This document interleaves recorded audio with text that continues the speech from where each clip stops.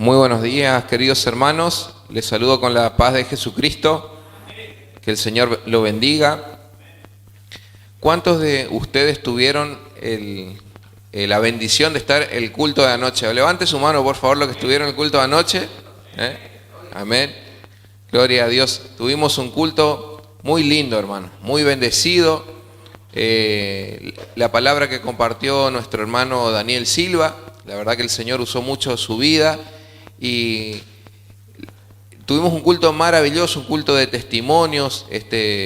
Hay personas que pasaron aquí al frente que estaban con necesidad y el Señor se manifestó, el Señor hizo su obra. Así que no es ningún pecado, hermano, que usted pueda venir el sábado también. Venir, si puede venir el sábado y el domingo, hágalo para el Señor. Generalmente uno tiene su día, a veces el sábado o el domingo, pero no es ningún pecado venir los 2 días y recibir del alimento espiritual que el Señor está proveyendo para la iglesia. Amén. Podemos venir a recibir y salir plenamente bendecidos de la casa del Señor para poder enfrentarnos a la semana, para poder enfrentarnos a las adversidades de la mano de Jesús. Bien, el tema que el Señor puso en mi corazón para compartir en esta mañana lo he titulado 3 campos de ataque espiritual. 3 campos de ataque espiritual, y nos vamos a basar en el Evangelio según San Mateo, capítulo 4. San Mateo, capítulo 4, versículos 1 al 11. Cuando allí se narra las tentaciones de Jesús. Vamos a basarnos en las tentaciones del Señor que sufrió el Señor Jesús. 3 campos de ataque espiritual. Y dice Mateo capítulo 4 del 1 al 11. Entonces Jesús fue llevado por el Espíritu al desierto para ser tentado por el diablo. Y después de haber ayunado 40 días y 40 noches, tuvo hambre. Y vino a él el tentador y le dijo: si eres hijo de Dios, di que estas piedras se conviertan en pan. Él respondió y dijo: escrito está, no solo de pan vivirá el hombre, sino de toda palabra que sale de la boca de Dios. Le puso sobre el pináculo del templo, el versículo 5. Entonces el diablo le llevó a la santa ciudad y le puso sobre el pináculo del templo.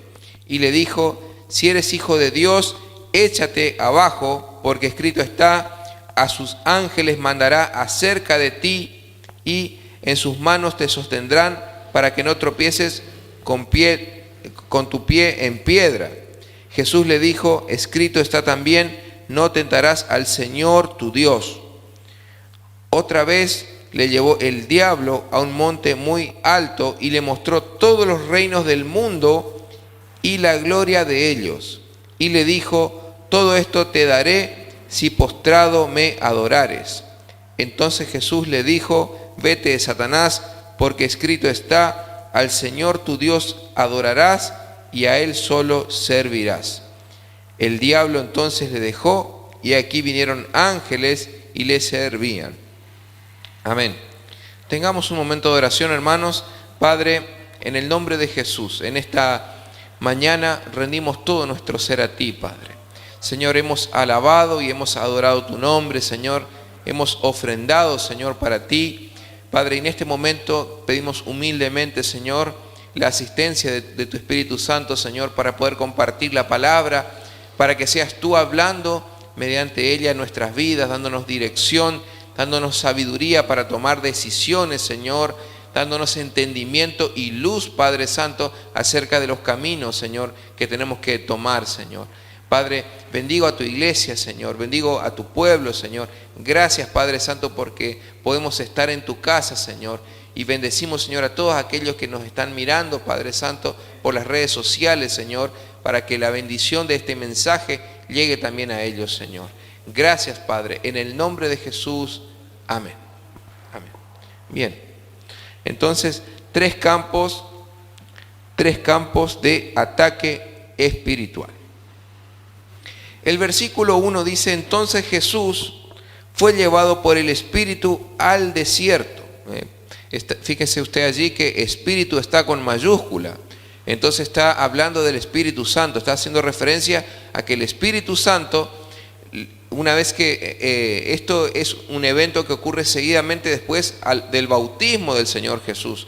El Señor Jesús se había bautizado y una vez de haber pasado por las aguas del bautismo, el Espíritu dice que lo llevó al desierto, lo llevó a estar solo, lo llevó a tener comunión, porque el Señor se fue a ayunar en el desierto, pero también había otro propósito, que era justamente lo que dice la Escritura, para ser tentado por el diablo. Y después de haber ayunado 40 días y 40 noches, tuvo hambre. Hermanos, es destacable que ver cómo la persona del Espíritu Santo guiaba al Señor Jesús durante el inicio de su ministerio público.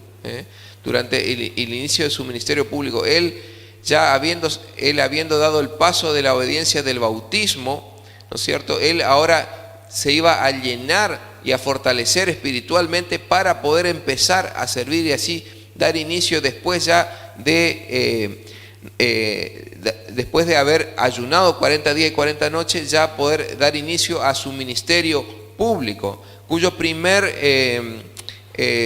milagro fue transformar las tinajas de agua en vino en las bodas de Caná. Ese fue el primer milagro del Señor Jesucristo durante su ministerio. Pero él justamente tenía que pasar por este tiempo donde tenía que fortalecerse en el Señor, llenarse del Espíritu Santo, estar en la presencia de Dios, para de esa manera empezar con todo, empezar plenamente el desarrollo de su ministerio. Y vamos a ver que el versículo 2 dice: y después de haber ayunado 40 días y 40 noches tuvo hambre. Hermanos, aquí vemos que el número 40, en lo que es la numerología bíblica, tiene una connotación de procesos. El número 40 es el de los procesos de Dios en la Biblia. Es cuando Dios prueba y examina algo o a alguien. El número 40 en la Biblia le sirve a Dios para probar algo y de esa manera determinar si una evidencia es buena o es mala. Fíjense que nosotros, en el mundo moderno donde nos desarrollamos, que todo es automático, que a través de la tecnología, del internet, ¿no es cierto?, de las redes sociales, todo es instantáneo, todo es rápido, todo es de un día para el otro. A través de las comunicaciones, la era de las comunicaciones en la cual nosotros nos desenvolvemos, todo, hermano, todo es ágil, todo no espera, todo se resuelve de manera rápida. Y así muchas veces nosotros con ese pensamiento,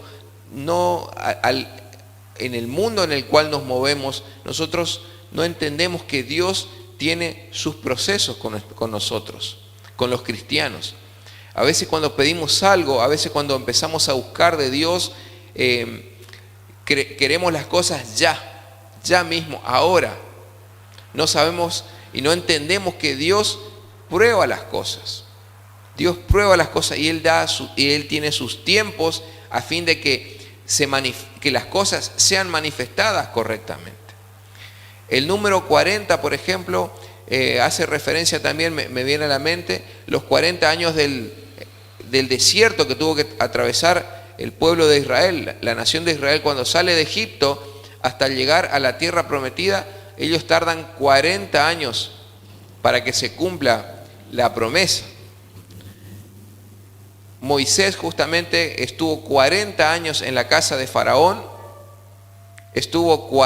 Cuando él huye de Egipto y se va al desierto, estuvo 40 años más, ¿no es cierto? Y a la edad de 80 años allí los llama el Señor que tienen que ir a rescatar al pueblo, a la nación de Israel, y 40 años más de travesía por el desierto. Vemos reiteradas veces el número 40. 40 días y 40 noches es lo que llovió durante el diluvio universal. 40 días y 40 noches. 40 días estuvo escondido el profeta Elías en el monte Horeb. Y así constantemente hay el número 40 nos denota los procesos de Dios con sus siervos o con determinadas situaciones para que se compruebe, para que algo salga a la luz. Sería muy sabio para nosotros calcular los tiempos desde que empezamos a orar por una determinada situación. ¿Cuánto tiempo es? Nosotros a veces queremos un milagro instantáneamente o queremos, ¿no es cierto?, que Dios tiene el poder de hacerlo. Dios tiene el poder de hacerlo ya mismo, como tiene el poder de sanar a una persona a través de una oración o hacer un milagro a la distancia. Para el Señor no hay barrera espacio-temporal que lo pueda detener. Sin embargo, Dios quiere formar en nosotros carácter. Dios quiere formar en nosotros el carácter cristiano. A que no tengamos nosotros todo servido, a que nosotros podamos entender que la vida no es fácil, pero que el Señor va delante de nosotros. Si el Señor nos diera todas las cosas automáticamente, lo que nosotros le pedimos, Él nos estaría mal criando. Es como nuestros hijos muchas veces si le empezamos a dar todo lo que quiere y después llora y ya tiene.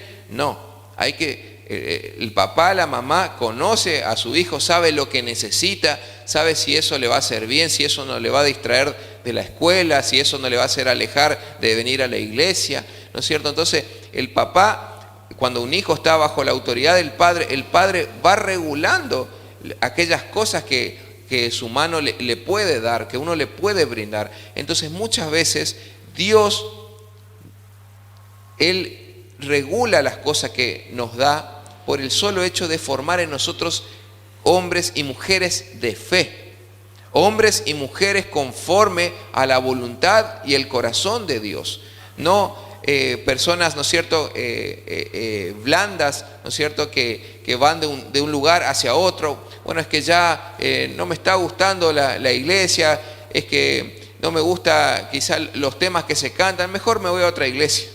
Y así estamos llenos de cristianos, hermanos, que no tienen identidad, que no entienden de las cosas espirituales, que no comprenden donde el Señor les ha llamado, donde el Señor les ha puesto. Hoy en día las personas dicen, es que yo me siento bien en ese lugar. Y el cristiano, hermano, cuando empezamos a madurar en las cosas de Dios, en el camino espiritual, ya no es donde yo me siento bien. Es que yo me siento en ese lugar, pero me alegro y le doy la gloria a Dios que te sientas bien. Pero tienes que buscar el lugar donde le puedas servir al Señor. Ya el cristiano tiene que empezar a desarrollar convicciones, tiene que empezar a desarrollar una vida espiritual y empezar a entender que los designios y el propósito de Dios es que nosotros podamos ser de bendición, hermanos. Tenemos que guiarnos, hermanos, por la voluntad de Dios. Y la voluntad de Dios es que nosotros podamos servir a los demás, que podamos ser de bendición a nuestra iglesia, que podamos edificar el cuerpo de Cristo, ¿no es cierto? Y de esa manera crecer espiritualmente. Cuando me preguntaban, hace no muchos días, me preguntaban, hermanos, ¿cómo yo sé si puedo llegar a tener el don de sanidad o no? Porque me parece, a mí me habían profetizado que yo voy a tener el don de sanidad. ¿Y cómo yo puedo saber? Y hermano, ¿estás orando por los enfermos? Porque si no orás por los enfermos va a ser difícil que se manifieste el don de sanidad. Entonces, hermano, desde la pasividad no vamos a descubrir nada nosotros. Si estamos pasivos, si estamos de brazos cruzados, si estamos solamente de espectadores en la congregación, y va a ser difícil que el ministerio que Dios tiene para mi vida, el llamamiento santo que Dios tiene para mi vida, el propósito, así como los dones y lo que Dios quiere hacer con mi vida, va a ser difícil que yo lo pueda descubrir, que yo lo pueda manifestar porque estoy en la pasividad. El Señor tiene que... Por eso el Señor no pide currículum. El Señor para el servicio, Él no pide currículum, Él pide un corazón ferviente que le ame y que le busque. Por eso, quizá nosotros podríamos, hablando con el pastor la otra vez, quizá podríamos contratar músicos y gente con talento, ¿no es cierto? Y llenar el altar y tener, ¿no es cierto? Es lo más fácil, pagás, ¿no es cierto? O traes algún músico que sea experto. Pero ¿y la santidad, hermanos? Y el compromiso con el Señor, y el venir a los ensayos, y el venir al culto de los miércoles, y el venir a los ayunos. No, hermanos. Por eso me gusta mucho cuando el pastor Julio nos dice, cuando hay santidad en el altar, hay bendición en el pueblo. Y es una realidad, hermanos. Entonces el Señor no busca currículum, los talentos que tengas, ni siquiera los dones que tengas.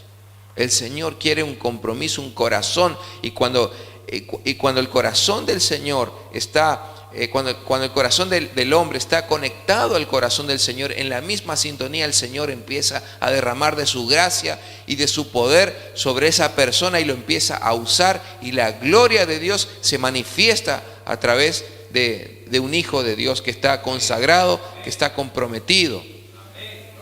Entonces, hermanos, lo que tenemos que buscar nosotros es que nuestro corazón desee servir al Señor, que nuestro corazón esté encendido por el amor del Señor, que lo quiera servir, y entonces el Señor nos va a empezar a capacitar, porque el Señor capacita a los llamados. El Señor capacita a los llamados. Entonces vemos que el número 40 tiene una simbología bíblica muy grande, la simbología de los procesos. Y acá el Señor Jesús, en el desierto, llevado por el Espíritu Santo, está empezando un proceso también. Un proceso del cual usted y yo vamos a tener que pasar también, que son las tentaciones. Dijimos que el fin de los procesos de Dios es, ¿no es cierto?, determinar si cierta manifestación, ¿no es cierto?, si cierta evidencia es buena o es mala. Entonces el Señor Jesús tenía que pasar las tentaciones para poder vencer a Satanás. El Señor Jesús toma tu lugar y mi lugar, pero antes tuvo que hacerle frente a la tentación. Es decir, el Señor Jesucristo, el Padre Celestial, había llevado al Señor Jesús al mismo lugar donde nuestros primeros padres, Adán y Eva, fracasaron. El Señor no podía tomar nuestro lugar y cargar nuestro pecado en la cruz del Calvario si Él primero no superaba la prueba que Adán y Eva no pudieron hacer. Adán y Eva fallaron en la prueba. Y el Señor Jesús, para que el libro de Romanos le dé el título del segundo Adán o del postrer Adán, Él tenía que ir al mismo lugar, a la tentación, y poder saltearla para de esa manera luego dar inicio al ministerio público y finalmente morir por nosotros en la cruz del Calvario. Entonces, uno cuando pregunta, no entiendo por qué el Espíritu Santo lo lleva para ser tentado. Y es justamente para que se compruebe, no para que Dios compruebe, sino que para que todos nosotros, hermanos, que leemos hoy en día actualmente la Biblia, podamos ver y saber que Jesucristo fue tentado en todo, pero sin pecado. La palabra, la Escritura nos da testimonio de lo que hizo el Señor Jesús por cada uno de nosotros. Entonces el Espíritu Santo lo lleva al desierto y allí se le presenta el tentador, y tras estar ayunando, un ayuno muy intenso, un ayuno de carácter espiritual muy profundo, acorde solamente a la persona de Cristo, el Dios hombre, ¿no es cierto? Vemos en el versículo 3, dice que, y vino a él el tentador y le dijo, si eres hijo de Dios, di que estas piedras se conviertan en pan. Hermanos, estamos aquí frente a la primer tentación que recibe un cristiano. Por eso he titulado este mensaje 3 campos de ataque espiritual. Y el primer ámbito, el primer campo de tentación que el Señor Jesús recibe el ataque es justamente en el campo de su identidad como hijo. Repito, el diablo, Satanás, está atacando al Señor Jesús en cuanto a su identidad como hijo. Entonces, eso es lo que le dice, y le dijo: si eres hijo de Dios, si eres hijo de Dios. En otras palabras, vemos que aquí, cuando la Escritura dice, y vino el tentador, que el diablo ostente el título de el tentador, refiere a su capacidad, ¿no es cierto?, para manipular a las personas. Óigame bien, hermano. Cuando la Escritura utiliza o designa al diablo como el tentador, hace referencia a su capacidad de manipular, a la capacidad de manipulación que ejerce sobre el mundo, sobre las personas. En pocas palabras, ¿qué es lo que Satanás le estaba pidiendo a Jesús? Demostrame, comprobame que vos sos hijo de Dios. Él le dice: si eres hijo de Dios, di a estas piedras se conviertan en pan. Demostrame que sos hijo de Dios convirtiendo estas piedras en pan, porque estás con hambre. Y no es para nada fácil un ayuno de 40 días y 40 noches, algo que solamente el Señor Jesucristo podía hacerlo. Pero el diablo estaba pidiendo una prueba. Probame que sos hijo de Dios. Entonces, un ataque a la identidad como cristiano. Y eso es, hermano, lo que nos va a pasar a nosotros. Nosotros también vamos a ser tentados en estos 3 campos. El primer campo, a la identidad como hijo. El segundo campo, al conocimiento de las Escrituras. Y el tercer campo, al carácter como cristiano. Al carácter como cristiano, a la templanza. Pero situándonos en esta primer tentación, vemos cómo Satanás le estaba pidiendo que le pruebe que él era hijo de Dios. Y tenemos que saber nosotros que Cristo era hijo de Dios por la sencilla razón de que el Padre así lo estableció. Cristo era hijo de Dios porque el Padre así lo afirmó. Mateo capítulo 3 versículo 17, vamos a ver esto en la Escritura, dice, al momento del bautismo de Jesús, dice que y hubo una voz en los cielos que decía: este es mi Hijo amado en quien tengo complacencia. Al momento del bautismo, que el Señor Jesús estaba en el agua, estaba el Hijo en el agua, el Espíritu Santo se manifiesta de manera corporal como paloma y viene, reposa sobre él, y se oyó una voz en los cielos que decía: este es mi Hijo amado. Entonces, Jesús es el Hijo de Dios porque el Padre lo reconoció como tal. El Padre lo estaba reconociendo como hijo. Y eso es lo único que importa, hermano. Esa es la credencial más grande y el aval más grande que vamos a tener en la vida mientras nosotros nos cobijemos bajo las alas del Señor. Tener en otras palabras, es tener y contar con la aprobación del Señor para desarrollar un ministerio, para empezar una obra. Hermanos, ¿qué importa? Y no tenemos que dejarnos enredar por el diablo, por el enemigo, con pruebas, ¿no es cierto? Y el diablo va a usar a las personas. Bueno, tenés que probar, tenés que demostrar. Hermanos, tenemos que saber que usted y yo no tenemos que demostrarle nada a nadie. Somos hijos de Dios porque así el Padre Celestial lo ha establecido. En Mateo 3:17, el Padre dice: este es mi Hijo. Lo está reconociendo. Hermanos, no necesitamos el reconocimiento de ningún hombre, el reconocimiento de ninguna autoridad, no necesitamos el reconocimiento de nadie más que el Señor, más que el reconocimiento de nuestro Padre Celestial. Si tenemos el reconocimiento del Padre Celestial, ¿qué más necesitamos?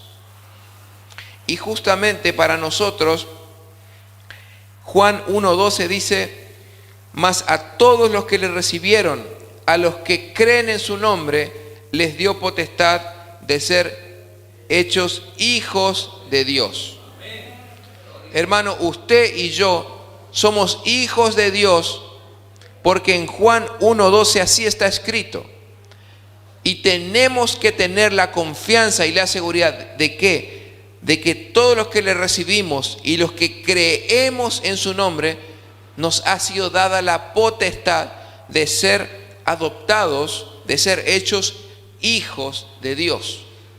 Y esa es nuestra confianza, hermanos. El Padre Celestial lo dijo. Y nosotros hemos entregado nuestra vida a la causa del Evangelio. Nos hemos bautizado, nos hemos entregado completamente al Señor, y a Él le servimos, y a Él le seguimos, y estamos reunidos en este lugar por causa de su nombre.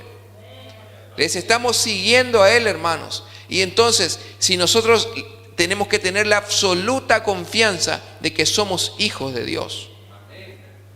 No por mi capacidad, no por mi elocuencia, no porque conozco la Biblia o porque oro lindo. No, hermanos, el Padre Celestial así lo afirmó.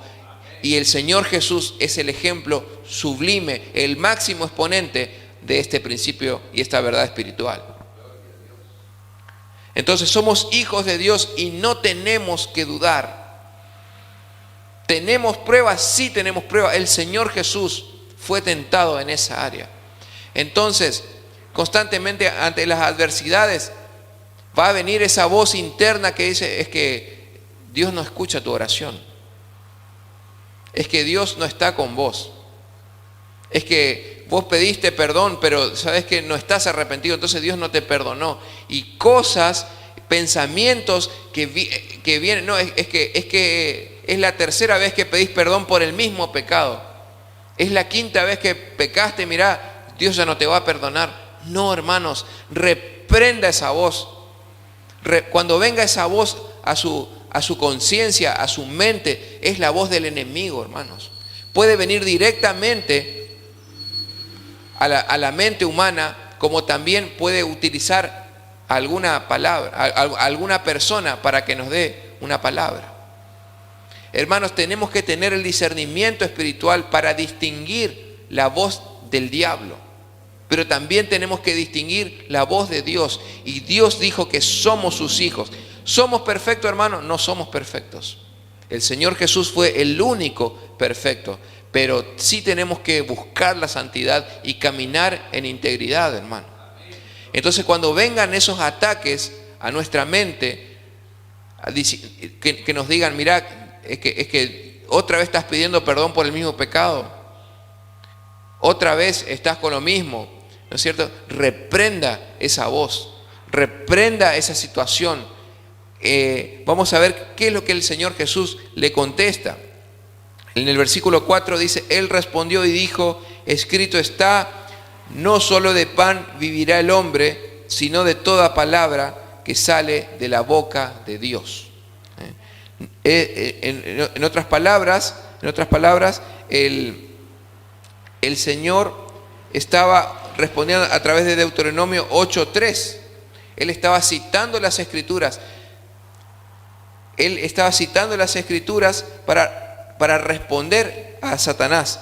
Y Deuteronomio 8:3 dice lo siguiente: y te afligió y te hizo tener hambre y te sustentó con maná, comida que no conocías tú ni tus padres le habían conocido, para hacerte saber que no solo de pan vivirá el hombre, mas de todo lo que sale de la boca de Jehová vivirá el hombre.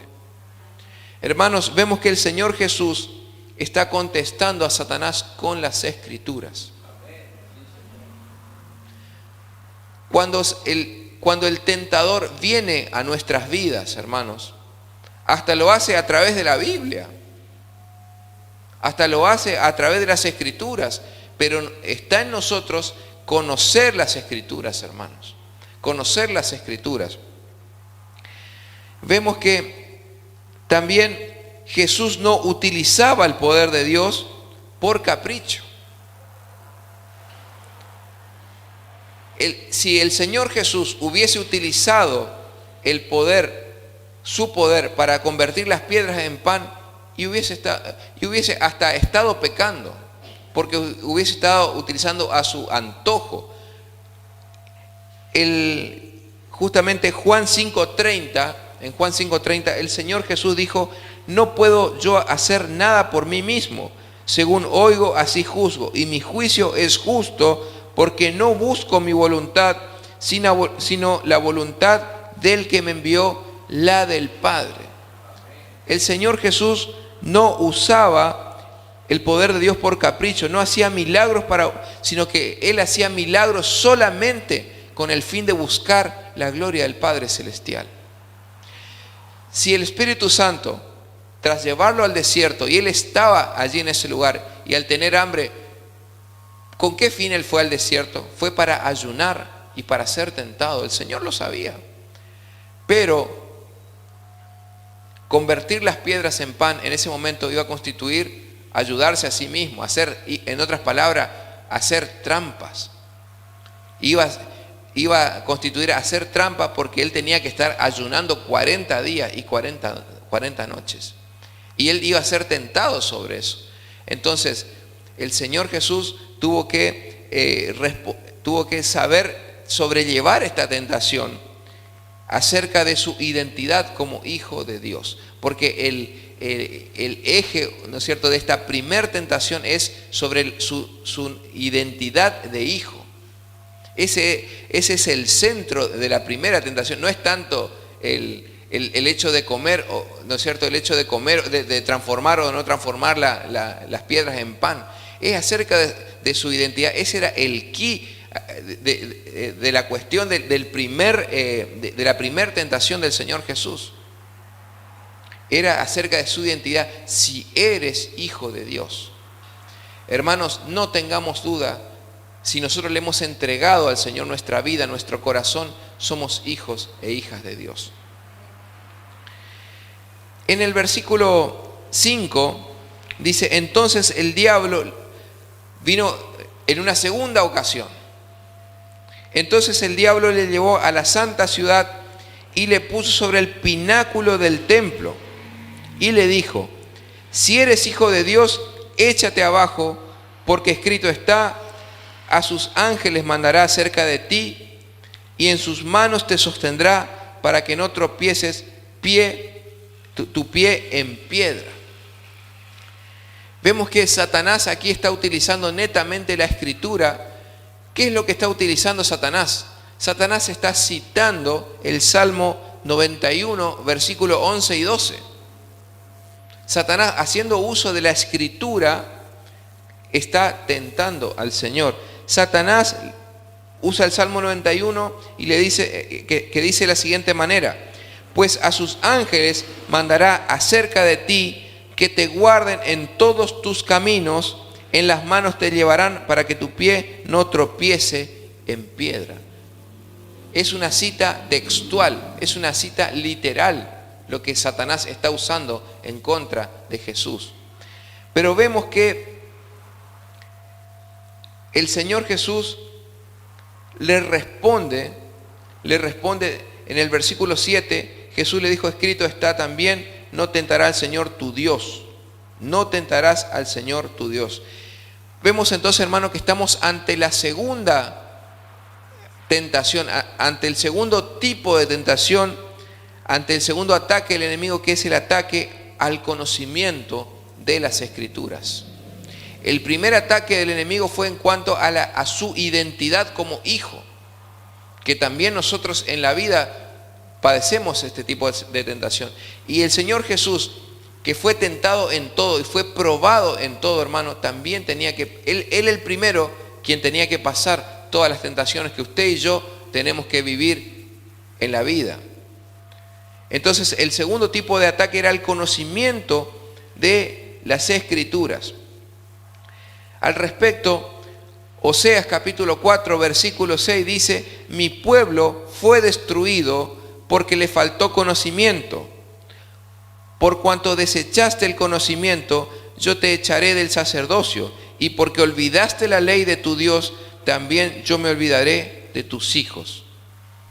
Hay una palabra fuerte, hermanos, que fue dada a través del profeta Oseas para la nación de Israel en su momento. Que por causa de desechar el conocimiento, por no querer recibir la instrucción, fue echado del sacerdocio, y por haberse olvidado de la ley de Dios, entonces Dios también se olvidó, dice, de sus hijos. Se olvidó momentáneamente, porque el Señor nunca abandonó, por su gran amor, Él nunca abandonó del todo a la nación de Israel. Pero cada vez que ellos pecaban, y conforme al pacto en el que ellos estaban, que era el pacto de la ley, ¿no es cierto? Dios le había advertido que cada vez que ellos pecaran, Dios se iba a apartar de ellos. Entonces, el problema es que ellos le faltaba conocimiento porque no querían recibir la instrucción. Y entonces el Señor Jesús le responde con Deuteronomio 6:16. No tentaréis a Jehová vuestro Dios como lo tentasteis en Masá. No tentaréis a Jehová vuestro Dios como lo tentasteis en Masá. Hermanos, estamos hablando de una tentación en cuanto al conocimiento de las Escrituras. Y actualmente la iglesia también vive este tipo de tentación.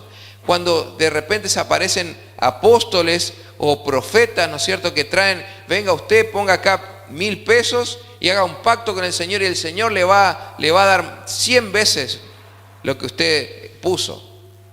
Venga acá y ponga determinada cantidad, ¿no es cierto?, y de esa manera Dios le va a dar un auto nuevo, le va a dar una vivienda.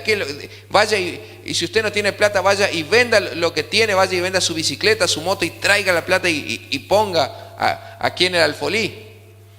Eso es lo que actualmente se conoce como la teología de la prosperidad, que abunda en muchas iglesias, donde el centro de la predicación no es Cristo, sino es el dinero. Hermanos, mucho cuidado con esto, hermanos. El cristiano tiene que conocer las Escrituras, y vemos que Satanás utiliza el Salmo 91, ¿no es cierto?, para de una manera que el Salmo 91 está dentro de los libros sapienciales o poéticos. El libro de los Salmos está juntamente con Eclesiastés y Proverbios, constituyen los libros de géneros sapienciales dentro de la Escritura. En el género sapiencial o poético también se lo llama. Y Satanás, a través de la poesía, estaba queriendo enredar al Señor Jesús.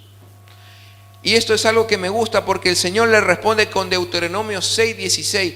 Y Deuteronomio, ¿no es cierto?, constituye uno de los primeros 5 libros de la Biblia, que se conoce como la Torá o la ley. La Torá o la ley. Entonces, Satanás lo quiere envolver con la poesía, pero el Señor le responde con el fundamento de la ley. Hermanos, por eso es tan importante conocer las doctrinas fundamentales de la Escritura, para que no nos enreden con cosas secundarias. Por eso los días jueves estamos llevando adelante un discipulado sobre la serie de Cristología, donde estudiamos los atributos y las personas, los atributos, la obra y la persona divina del Señor Jesús, para no tener duda acerca de lo que la Biblia enseña de quién es Cristo. Hoy en día hay diferentes corrientes que enseñan acerca de la persona de Jesús, que Él era el Hijo de Dios, pero Él no era Dios. ¿Qué dice la Biblia al respecto de eso? Pues la Biblia enseña que Jesucristo es Dios y es omnisciente, omnipresente y omnipotente, al igual que el Espíritu Santo y al igual que el Padre. Pero si nosotros no conocemos las Escrituras, hermanos, nos van a enredar con argumentos y filosofías baratas basadas en pensamientos humanos y no según Cristo. Hermanos, necesitamos nosotros conocer la ley del Señor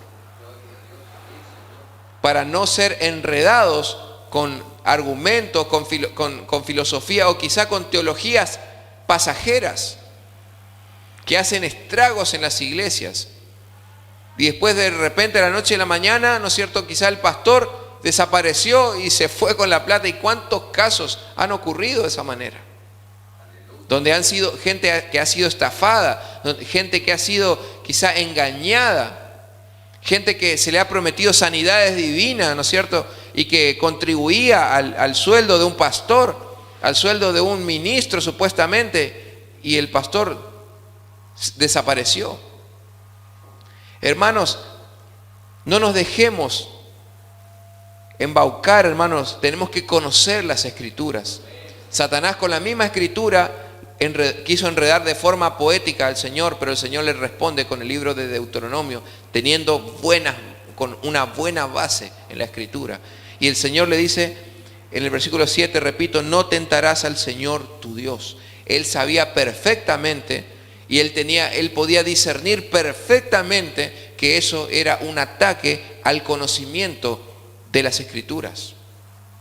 Porque el Señor puede decir, sí, tenés razón, Satanás, está escrito en la Biblia. Es el Salmo 91. Tenés razón, lo puedo hacer. Y así es como Satanás entra en nuestras vidas, con las mismas Escrituras muchas veces. Pero aquí se estaba contradiciendo con lo que enseñaba el Señor, Deuteronomio capítulo 6. No tentarás a Jehová vuestro Dios. Él sabía perfectamente y no tenía ninguna duda que eso era una tentación, ¿no es cierto? ¿Por qué era una tentación? Porque para bajar del pináculo del templo, que el pináculo del templo era la parte más alta en altura, ¿no es cierto?, de lo que es el templo, él no necesitaba hacer eso. Él no necesitaba arrojarse para demostrar nada. Y vemos nuevamente que le dice, si tú eres hijo de Dios, arrójate. No, en absoluto, porque para bajar de ese lugar simplemente había que utilizar las escaleras. No había ninguna necesidad de poner a prueba el poder de Dios. Y cuando nosotros muchas veces, quizá por ignorancia, intentamos poner a prueba el poder de Dios, teniendo medios eficaces que el Señor deja, estamos tentando a Dios. Por ejemplo, si yo pretendo que a la fuerza Dios haga un milagro en mi vida, un milagro de sanidad divina en mi vida, pero sin yo ir al médico, sin ir que me revise el doctor, ¿no es cierto?, estoy tentando a Dios. Estoy tentando a Dios. ¿Por qué? Porque Él es soberano y el dueño de la vida. Y Él sabe si es necesario sanarme divinamente o hacerlo a través de los médicos, de los doctores, de la ciencia. Él dejó la ciencia y da la ciencia al hombre para elaborar la medicina. Pero si yo pretendo que Dios a la fuerza haga un milagro, estoy tentando a Dios. Tengamos mucho cuidado con esto, hermano. Entonces, ¿yo qué tengo que hacer? Si Dios me va a sanar divinamente o no, yo no lo sé, Él lo sabe. Pero es mi deber acudir al médico y hacerme. Y si yo tengo un problema, ¿no es cierto? Si yo tengo una muela picada que hace cuánto tiempo no me la arreglo y sé que se está empeorando y no voy al dentista, está en mi responsabilidad. Yo no puedo pretender que Dios haga un milagro, ¿no es cierto?, ante mi negligencia. No seamos como niños. El Señor dejó los médicos y la ciencia para que me atienda, y cuando quizá la ciencia ya no puede y está en las manos del Señor, ya Él verá si lo hace o no. Eso no quita, hermano, que usted quizá en esta mañana pase aquí al frente y el Señor haga un milagro en su vida, porque Él hace como Él quiere. Él es soberano y Él es poderoso y es todopoderoso y Él hace como Él quiere. Pero que nunca pase por nuestra mente y nuestro corazón tentar a Dios en forzarlo a hacer un milagro ante mi negligencia. Y en tercer lugar, hermanos, en el versículo 8 dice, otra vez le llevó el diablo a un monte muy alto, a una montaña, a un monte muy alto, y dice, ¿y qué pasó? Y le mostró todos los reinos del mundo y la gloria de ellos.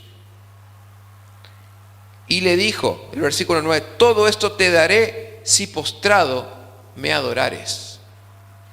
Vimos que la primera tentación, para repasar, es en cuanto a la identidad de Jesús, si era hijo de Dios o no. La segunda tentación fue en cuanto al conocimiento de las Escrituras. Y en tercer lugar, estamos aquí, el tercer ataque del enemigo es al carácter cristiano. Es una tentación al carácter, es una tentación a la templanza. En el versículo 8 dice que le mostró todos los reinos del mundo y la gloria de ellos. Le mostró todos los países contemporáneos en ese tiempo, todos los países y la gloria de ellos. Es decir, que le mostró toda la fama, le mostró el poder, la riqueza, la popularidad, y le dijo: todo esto es mío y yo te lo puedo dar a ti si te arrodillás y me adorás. Todo esto me pertenece, los países, el mundo, la gloria, el ser popular, la admiración de la gente, el reconocimiento de la gente, ¿no es cierto? El que seas querido, el que seas aceptado, ¿no es cierto? Que todo el mundo te quiera y se hable bien en las redes sociales, se hable bien de vos, ¿no es cierto? Y que seas admirado, ¿no es cierto? Y se hagan quizás remeras y haya publicidad que lleve tu nombre. Todo eso te lo puedo dar si te arrodillás y me adorás. Todo eso es mío. Y justamente vemos que Satanás ostenta varios títulos dentro de la Escritura. Voy a citar rápidamente algunos de ellos. Por ejemplo, en Efesios 2:2, la Biblia le da el título a Satanás de el príncipe de la potestad del aire. Efesios 2:2 dice: en los cuales anduviste en otro tiempo, siguiendo la corriente de este mundo, conforme al príncipe de la potestad del aire, el espíritu que ahora opera en los hijos de desobediencia. Satanás es llamado bíblicamente, tiene el título del príncipe de la potestad del aire. ¿Y por qué príncipe? La palabra príncipe tiene que ver justamente con el principal, tiene que ver con el más importante de los poderes del aire. Sería una traducción un poquito más adaptada a nuestros días. Es el primero o es el más importante de los poderes del aire. El ámbito de desarrollo del reino de las tinieblas es en el aire, hermanos. Es en el aire. Eres el príncipe de la potestad del aire, y es así que Él justamente nos llega con pensamientos, con susurros a nuestros oídos, a nuestra mente, porque Él se mueve libremente por el aire. La Biblia le da el título del príncipe de la potestad del aire. Otro título que tiene Satanás es, en Juan 12:31, es el príncipe de este mundo. Es el príncipe, es el principal de este mundo. Dice Juan 12:31, ahora es el juicio de este mundo, ahora el príncipe de este mundo será echado fuera. Hablando el Señor Jesús también. Y por último, también 2 Corintios 4:4 le da el título de el Dios de este siglo, pero Dios con minúscula. El Dios al cual adoramos y servimos, usted y yo, es un Dios con mayúscula, es el único Dios. Todo lo demás que se hace llamar Dios aquí en la tierra es un Dios con minúscula, es un ídolo, es una imagen. Nada se puede comparar con el Todopoderoso, el Rey de Reyes y el Señor de Señores. Entonces, 2 Corintios 4:4 dice, en los cuales el Dios de este siglo cegó el entendimiento de los incrédulos para que no les resplandezca la luz del Evangelio de la gloria de Cristo, el cual es la imagen de Dios. Hermanos, enfrentar a Satanás no debe, o mejor dicho, Satanás no debe ser tomado a la ligera. Satanás está vencido, hermanos. Nosotros no tenemos que preocuparnos por Satanás, pero tampoco debe ser menospreciado. Cuando fallece Moisés, el texto bíblico narra que en ese momento dice que Satanás tuvo un enfrentamiento con el arcángel Miguel por el cuerpo de Moisés. Cuando muere Moisés, automáticamente dice que viene Satanás a buscar el cuerpo para tomar posesión de él y le hace frente el arcángel Miguel. Y Miguel en esa oportunidad le dice que el Señor te reprenda. Que el Señor te reprenda. Fíjense, hay mucha sabiduría detrás de esto. Porque el mismo arcángel Miguel, que estaba en la presencia del Señor, desciende del tercer cielo para pelear con Lucifer, con Satanás, y le dice que él le toma ventaja, lo vence a Satanás, pero diciéndole que el Señor te reprenda. Hermanos, ¿y cuántas veces dentro de la iglesia cristiana vemos que gente que baila, que se burla del diablo, diciendo cualquier tipo de cosas, ¿no es cierto? Y el arcángel Miguel dijo que el Señor te reprenda. Entonces nosotros tenemos que ser muy cautos, hermanos, ante las cosas espirituales, porque Satanás tiene títulos que la misma Biblia le da, como ser el príncipe de la potestad del aire, el príncipe de este mundo, el Dios de este siglo. Y cuántas canciones por ahí, o cristianas, o que pisotean, o que hacen cosas, que bailan burlándose del diablo. Eso no nos manda a hacer el Señor. Pero sí el Señor nos manda a ser conscientes de que Satanás anda como león rugiente buscando a quien devorar. Entonces el cristiano tiene que estar preparado y tomar toda la armadura de la fe y estar en guardia, porque Satanás anda molestando, porque Satanás intenta interferir con los planes de Dios para su vida y para mi vida. Entonces no podemos estar relajados, no podemos estar tranquilos. Estamos bajo la cobertura del Señor, pero tenemos que estar firmes y atentos, porque Satanás va a intentar frustrar los planes de Dios en nuestra vida a través de las tentaciones. Hermano, esto es una realidad espiritual. El diablo está vencido en la cruz del Calvario, y nosotros, cuando nos unimos al Señor, cuando le entregamos nuestra vida, nuestro corazón, el Señor nos da también la victoria. Nos da la tierra prometida. Pero ¿sabe qué, hermano? El pueblo de Dios pasó 40 años hasta alcanzar la promesa.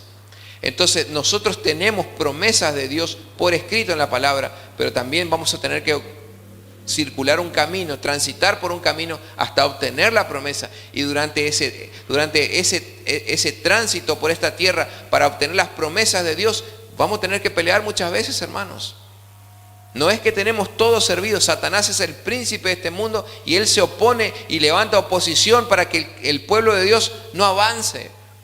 Por eso el cristiano tiene que luchar en oración con la Escritura, tiene que hacerse de las fuerzas espirituales necesarias y de esa manera poder llegar a la meta que el Señor tiene establecido para nosotros a través de las Escrituras. Amén. Entonces, el tercer ataque es un ataque en cuanto al carácter. ¿Por qué? Porque le está diciendo: te puedo dar todo esto si postrado me adorares. Era el camino fácil, hermanos. Era el atajo, era el puente para tener más rápido las cosas. ¿Y cuántas veces nosotros se nos han presentado atajos en la vida? ¿Está el camino largo o está el camino de que, mira, te doy plata y con eso olvidamos todo? Y te ahorras trabajo, te ahorras hacer todo lo que tenés que hacer. Y con esto, mira, estás contento vos y estoy contento yo.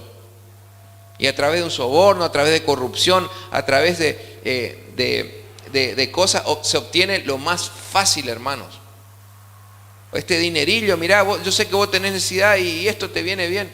El Señor Jesús también pasó por esa prueba. Yo te puedo dar toda la fama y la gloria del mundo si solamente tenés que adorarme.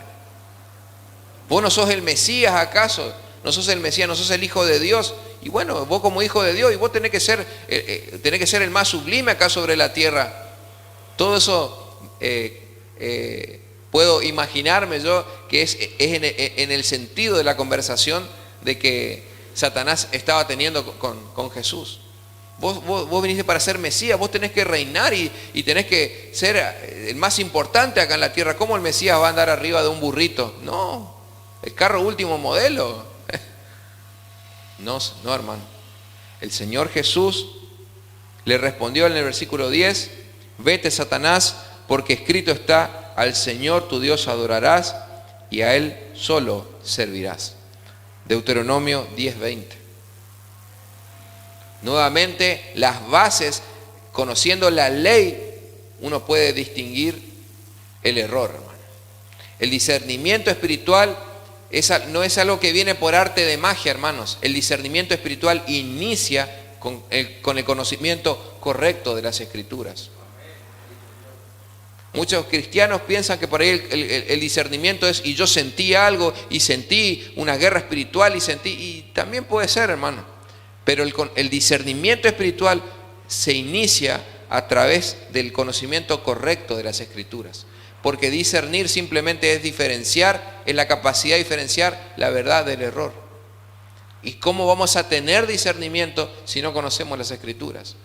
El Señor Jesús se enfrentó a Satanás a través del correcto conocimiento de las Escrituras, y en las 3 tentaciones lo único que el Señor le dijo, escrito está, escrito está, escrito está. Nada más. Fíjense que Él no le, te reprendo, diablo, y hay que reprenderlo, ¿no es cierto? Pero recién en el versículo 10 es cuando el Señor le dijo, vete, Satanás.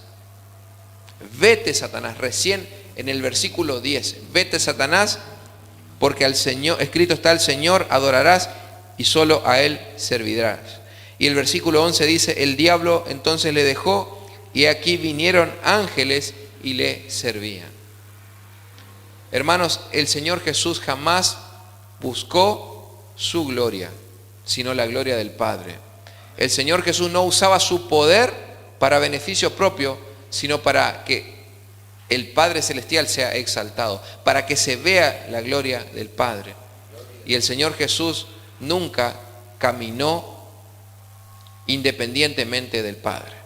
Hermanos, este es el ejemplo que nos da el Señor Jesús para nuestra vida cristiana, y recordemos que nosotros también vamos a ser tentados en estas 3 áreas, en cuanto a la identidad, en cuanto al conocimiento y en cuanto a nuestro carácter.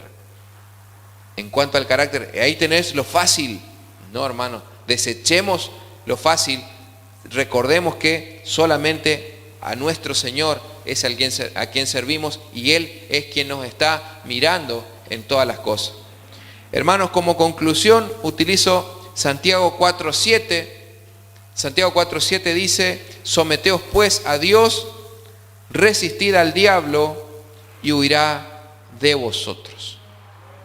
Someteos al Señor, resistid al diablo y el diablo va a huir de nosotros. Pero la única forma de resistir al diablo es llenándonos del Espíritu Santo, hermano. Hermanos, yo le invito en esta mañana que incline sus rostros, vamos a orar.